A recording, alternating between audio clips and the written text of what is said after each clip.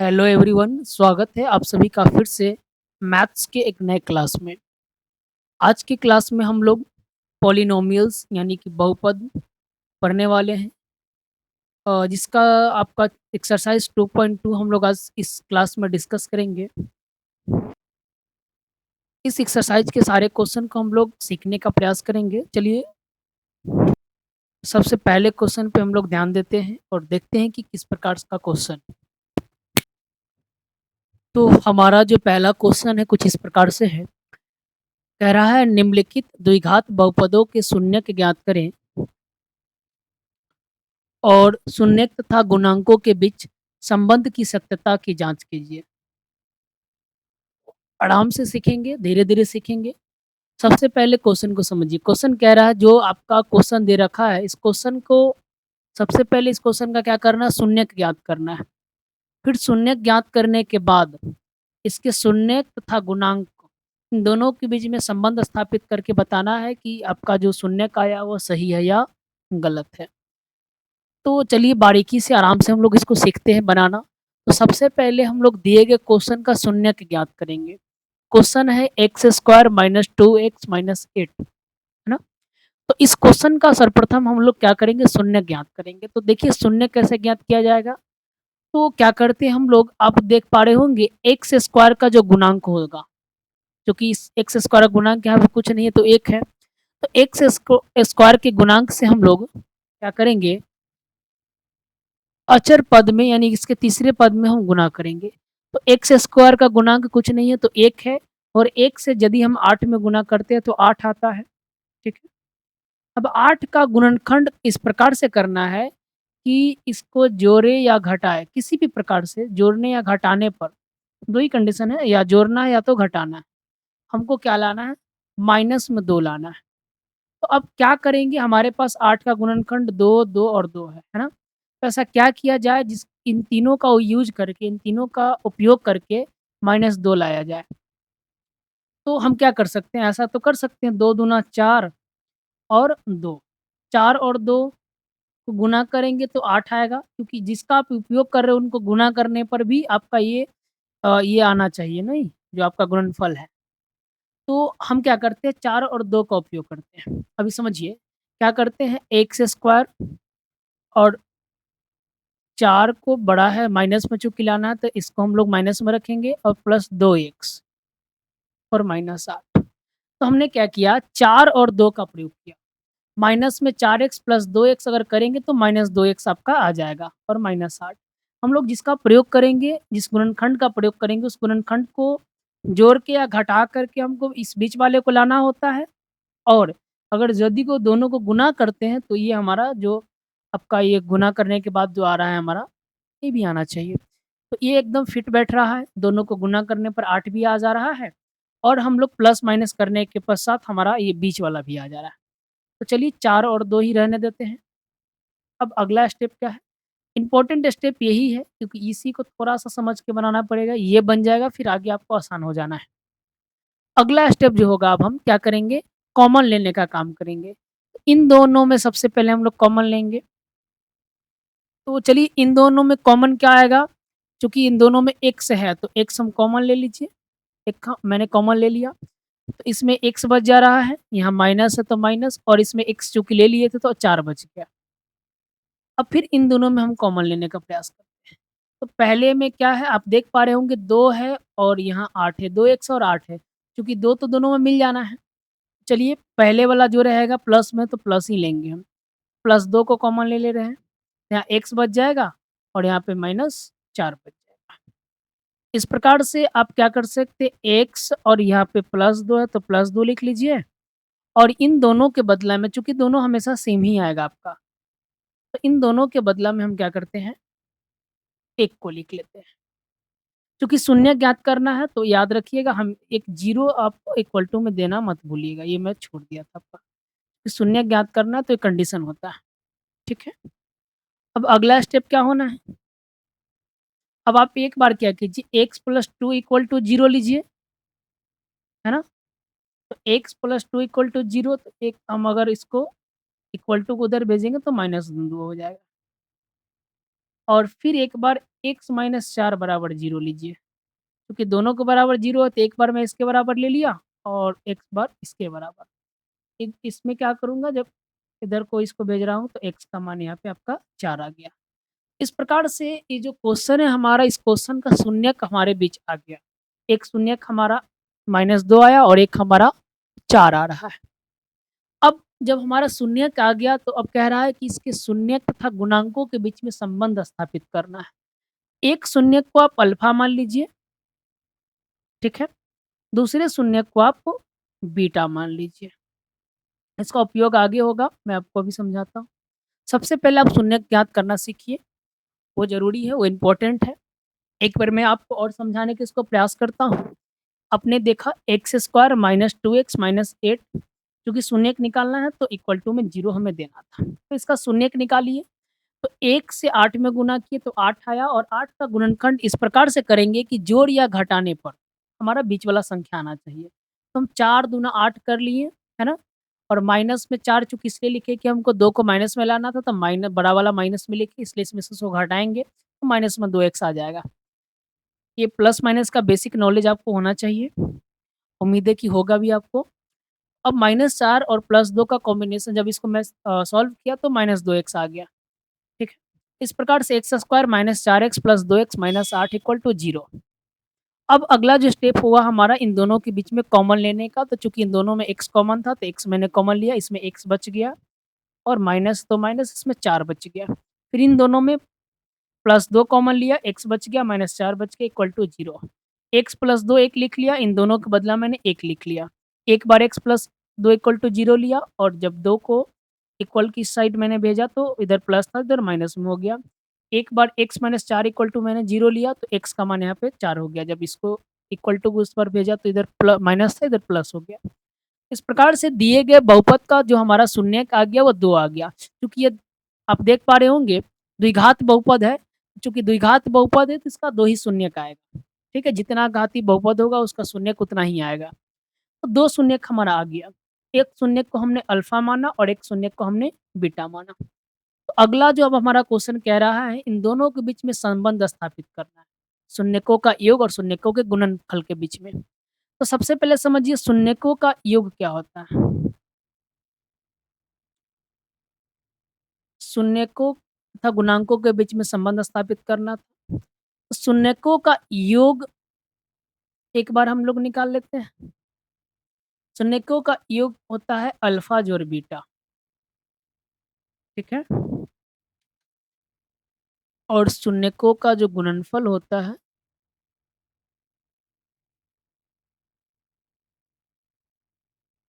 ठीक है, alpha into beta. इसका फॉर्मूला होता है -b/a और इसका होता है c/a। इन दोनों का प्रयोग करके मैं आपको अब अगला स्टेप समझाने का प्रयास करता हूँ। हमारा जो बहुपद है वो है एक्स स्क्वायर -2x और -8। तो इस एक्स स्क्वायर के गुणांक को हमने एक मान लिया, है ना? जिसको a होता है a माना और इसके अलावा हमने x वाले गुणांक को हमने b माना और अचर पद को हमने c माना, ठीक है? फिर से आप समझिए, जब हम बहुपद देखें एक्स स्क्वायर -2x -8 तो एक्स स्क्वायर के गुणांक को a, x वाले के गुणांक को 2 और अचर पद को हमने c मान लिया।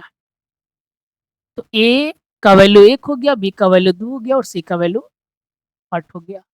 एक बार अल्फा जोड़ बीटा हम लोग करते हैं, शून्यकों का योग हमने देखा अल्फा जोड़ बीटा जिसका वैल्यू होता है -b/a। अल्फा आप याद करिए, अभी थोड़ा देर पहले अल्फा का मान -2 है और बीटा का 4 है। तो अल्फा का क्या होगा -2 प्लस बीटा का 4 और बी का वैल्यू यहाँ पे क्या है आप देख पा रहे होंगे 2 है, क्योंकि माइनस में है ऑलरेडी फॉर्मूला में तो माइनस लगा लेंगे और ए का वैल्यू 1 है, ठीक है? तो 4 में से 2 गया तो 2 हो जाएगा, ठीक है?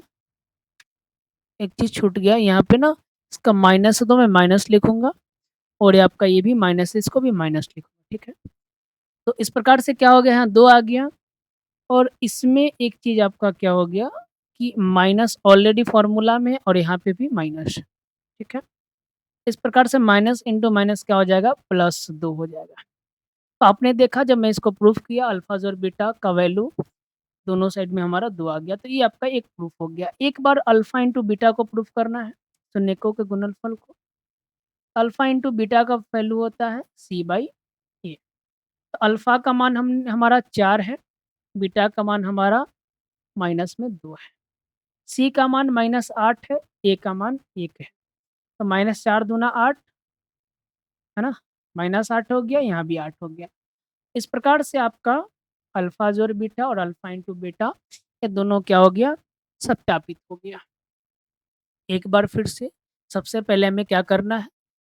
दिए गए बहुपदों का शून्य ज्ञात करना है और एक शून्यक को हमें अल्फ़ा मान लेना है और दूसरे शून्यक को बीटा मान लेना है। इसके बाद में हमें क्या करना है कि एक बार अल्फ़ा जोड़ बीटा और एक बार अल्फ़ा इंटू बीटा निकाल लेना है। निकालने के लिए क्या करना होगा? अब बहुपद को लिख लीजिए। बहुपद को लिखने के बाद आप क्या कीजिए, एक्स स्क्वायर के गुणांक को आप ए मान लीजिए, बी के गुणांक एक्स के गुणांक को बी मान लीजिए और अचर पद को सी मान लीजिए। हमने इसका ये आपको मान लिया। मानने के बाद हमने क्या किया, एक बार अल्फा जोड़ बीटा निकाला। अल्फा जोड़ बीटा का फार्मूला होता है -b/a। तो हमने दोनों साइड क्या किया, इधर अल्फा का मान हमारा -2 था, बीटा का मान हमारा 4 था। इसको सॉल्व किया तो 2 आया। यहाँ भी b/a, तो चूंकि b का मान -2 ऑलरेडी था और फार्मूला में भी माइनस है तो माइनस माइनस +2। तो आपने देखा कि ये प्रूफ हो गया, दोनों तरफ आपका आंसर LHS और RHS इक्वल है। इस एक बार अब हम अल्फा इंटू बीटा को करेंगे सॉल्व। तो अल्फा इंटू बीटा का होता है मान C/A। चूंकि अल्फा का मान हमारा 4 आया है, बीटा का मान हमने 2 माना है, 2 आया है हमारा ऑलरेडी, तो 2 हो गया। C/A तो सी का जो वैल्यू है -8 है और ए का वैल्यू 1, -8 इसका वैल्यू हो गया, 4 दूना 8 हो गया। इधर भी LHS और RHS दोनों प्रूफ हो गया। इस प्रकार से आपका दिए गए क्वेश्चनों का शून्य ज्ञात हो गया और शून्य तथा गुणांकों के बीच में संबंध की सत्यता की जो जांच करना था वो भी हम लोगों ने कर लिया। उम्मीद है कि आपको समझ में आया होगा। एक क्वेश्चन मैं और आपको समझाने का प्रयास करता हूँ। चलिए, अगला जो क्वेश्चन हमारा कुछ इस प्रकार से है, 4s² - 4s + 1। इस क्वेश्चन को भी हमें वही करना है, सबसे पहले शून्य ज्ञात करना है, फिर उन दोनों के बीच में संबंध को जांच करना है या संबंध स्थापित करना है। तो देखिए सबसे पहले हम लोग के द्वारा क्या किया जाएगा, इस दिए गए बहुपद का शून्य ज्ञात किया जाएगा। तो शून्य ज्ञात करने के लिए हम इक्वल टू में 0 लगा लेंगे। ठीक है। अब अगला स्टेप मैंने आपको पहले ही बताया कि s² या फिर यहाँ पे जो भी होगा उसके गुणांक से हम क्या करेंगे, अचर पद में गुणा करेंगे। तो इसका गुणांक 4 है और यहाँ पे 1 है, इन दोनों को गुणा किया तो 4 आया। अब 4 के गुणनखंड को करने के बाद हमें क्या लाना है, बीच वाले को लाना होता है। तो हमारा 2 है और 2 है, तो 2 दूना 4 भी हो जाएगा और -2 करेंगे तो -4x भी हो जाएगा, 4s सॉरी। तो आपका क्या हो जाएगा, 4s² -2s और -2s, -4s हो जाना है, +1 = 0।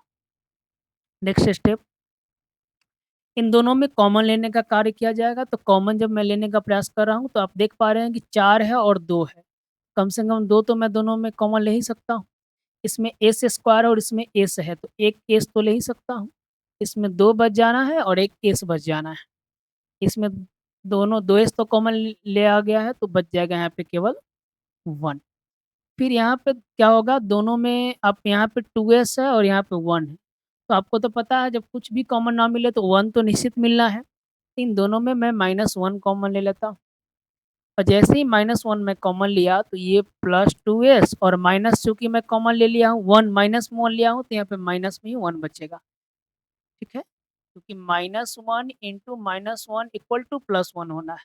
तो -1 तो मैं ऑलरेडी ले चुका हूँ तो यहाँ पे -1 ही बचेगा ना। एक -1 मैं ले लिया इसमें से कॉमन, इक्वल टू 0। अब क्या होना है, तो 2s - 1 और 2s - 1 इक्वल टू 0।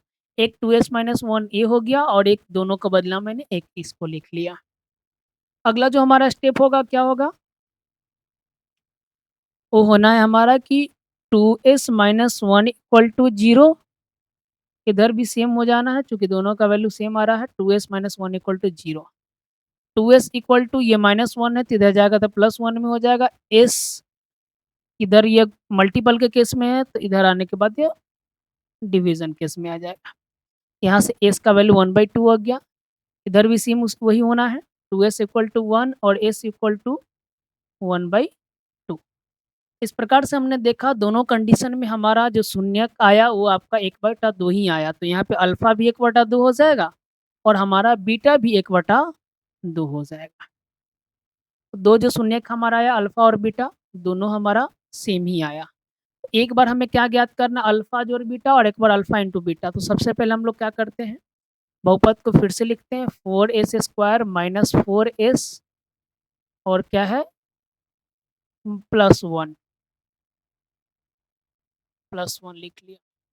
यहाँ पे ए का वैल्यू क्या हो जाएगा 4 हो जाएगा, बी का वैल्यू -4 हो जाएगा और सी का जो वैल्यू हो जाएगा 1 हो जाएगा। एक बार हम अल्फ़ा जोड़ बीटा निकालते हैं जिसका फॉर्मूला होता है -b/a। अल्फ़ा जोड़ बीटा, अल्फ़ा का भी वैल्यू 1/2 आया है, बीटा का भी वैल्यू 1/2 आया है। बी का मान माइनस में ऑलरेडी यहाँ से माइनस है फॉर्मूला में और माइनस में 4 दे रखा है। ए का मान आपका कितना है भाई 4 है, तो बट्टा 4 हो जाएगा। इन दोनों का मैं एलसीएम लूँगा तो 2 आ जाना है, 2 एक कम, तो यहाँ आपका सेम हो जाएगा। तो यहाँ हो जाएगा माइनस माइनस +4 और बट्टा 4। यहाँ हो जाएगा 2/2, इधर हो जाएगा 4/4। इट मीन्स ए भी कट जाएगा वन टाइम में और ए भी कट जाएगा वन टाइम में। एलएचएस आरएचएस दोनों आपका क्या हो गया 1 आ गया, ये तो आपका सत्यापित हो गया। अगला हमें क्या करना है अल्फा इंटू बीटा को सत्यापित करना है। इसका फॉर्मूला होता है C/A। अल्फा का वैल्यू हमारा 1/2, बीटा का वैल्यू भी 1/2, सी का वैल्यू हमारा 1 है और ए का वैल्यू हमारा क्या है बाबू 4 है। हमने 4 लिख लिया। 1 इंटू 1 1, 2 इंटू 2 4 इक्वल टू 1/4।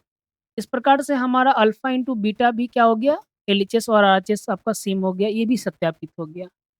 इस प्रकार से आपका ये सेकेंड क्वेश्चन का आंसर हो गया।